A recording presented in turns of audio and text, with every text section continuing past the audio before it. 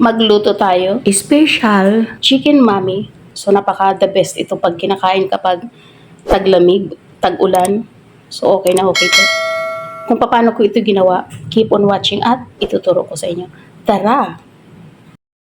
So unang-una meron ako dito ng isa't kalahating chicken breast. So i-shred lang naman natin ito mamaya.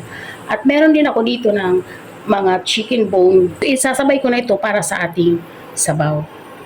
Una natin gawin, magpakulo lang ako ng water. Papakulo ko lang siya at ibablanch natin yung ating chicken breast. So kapag ganito kumulo na, ilalagay natin yung ating chicken.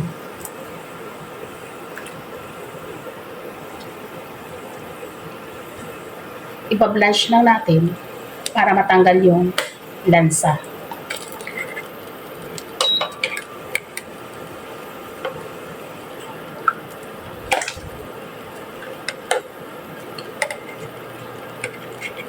So pagka ganito na, okay na to, tatanggalin na natin. At dito naman sa isang pan, painit lang ako, nalagyan natin ng oil. Mga 1 to 2 tablespoon. At ito mainit na, lalagay natin yung ating ginger, garlic, at yung onion.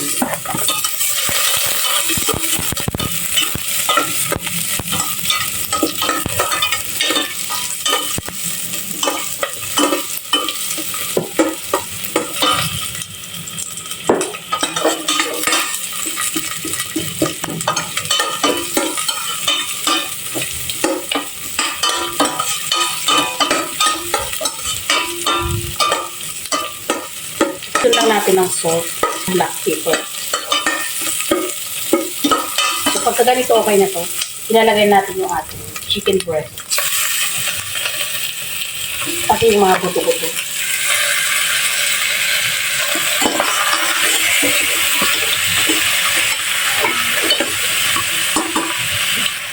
Maglalagay tayo ng patis. Ilalagay ko yung ating spring onion. Black pepper pa. Mas maraming black pepper, mas okay. Maglalagay din tayo ng some chicken cubes. Optional to guys kung ayaw ninyo. Pwede nyo skip to. Isang peraso. Lalagyan na natin siya ng water.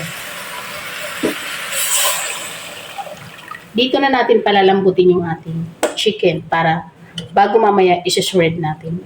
So dadagdagan ko pa itong water natin. Kailangan maraming water kasi isasabaw natin sa ating mami mamaya. Pakukuluin lang natin, hindi natin i-cover para mas lumabas yung lasa ng ating chicken. So dito naman sa isang maliit na kaserola, lalaga lang ako ng so 4 na egg. So kapag ganito na kumulo na, bibilangan natin siya ng 30 minutes at okay na yan. Naka-open lang yan siya guys para mas lumalabas yung lasa ng chicken.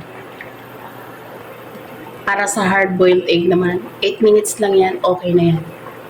Papatayin na natin yung ating kalan. So dito naman, gagawa na tayo ng crispy garlic. Lalagyan lang natin ng oil. So mainit na yung ating oil. Lalagay na natin yung ating garlic.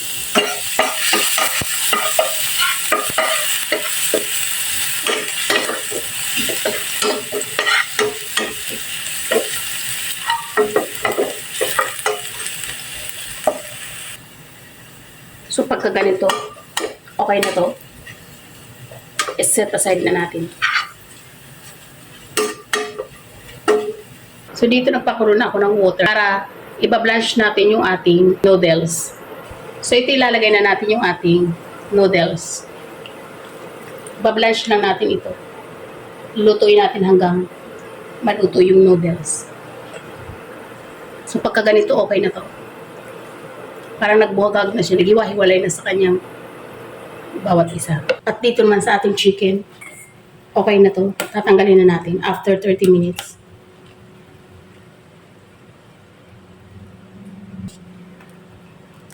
Iba-blanch muna natin yung ating mga gulay. I-blanch muna natin yung ating carrots.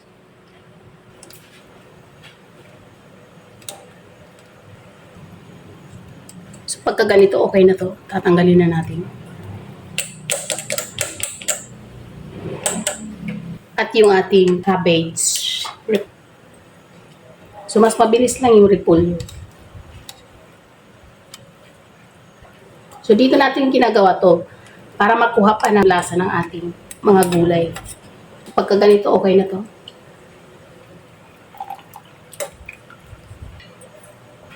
So dito naman sa ating sabaw, tatanggalin na natin yung ating mga pinanglagay ng mga ingredients. Mag-serve na tayo. Unahin muna lalagyan natin ng noodles. So lahat ng ating mga ingredients ay luto na.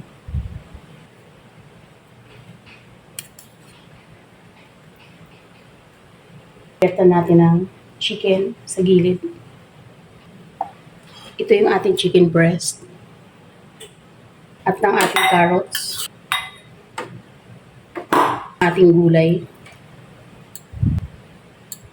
At ng spring onions. At lalagyan na natin ang ating sabaw.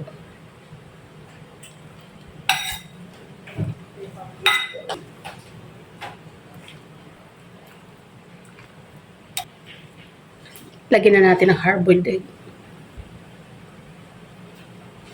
Toasted na garlic. At ng dash na sesame oil. So dash lang to. At ito na, meron na tayo ng chicken mami. Optional yung ating sesame oil. Kung ayaw ninyo, pwede nyo nang skip yan. So ito lang, masarap na. Pero kung meron ng sesame oil, mas nagbibigay siya ng sarap. So ayun guys, bago tayo magtapos, kung ikaw ay bago sa aking channel, please subscribe. Paki-ring the bell all para every time na nag-upload ako ay manonotify ka. At paki-follow ako sa aking Facebook page, Hilda Kitchen Vlog. Maraming salamat sa inyong panunood at sana'y magkita-kita pa tayo sa aking mga next video. So ito na, itry na ninyo yung ating Special chicken mami. So hanggang dito na lang tayo. Bye!